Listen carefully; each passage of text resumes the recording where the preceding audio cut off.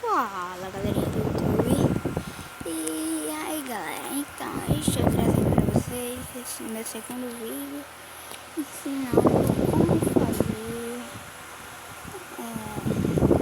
cadeiras, essas coisas com redstone. Então, se vocês já gostaram da ideia, se inscreva no canal e bora pro vídeo. Então galera, primeiro estarei ensinando a vocês como fazer um sofá automática. Nós estamos precisando de escada de sua preferência, área de almas, laje de sua preferência, trilho elétrico, carrinho, pistão grudento e blocos. Vocês estarão quebrando a quantidade de blocos que você quer fazer o seu sofá. O meu está fazendo 4.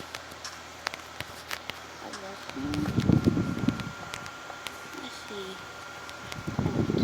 Aí eles estarão pegando. Opa, peraí, que a galera pegou errado. É assim, quase. Fazer assim agora. Pronto, assim. E agora vocês estarão pegando trilho elétrico. Opa. 1, 2. E ativando. Vocês irão colocar no carrinho e empurrando ele. Empurra, empurra. Pronto.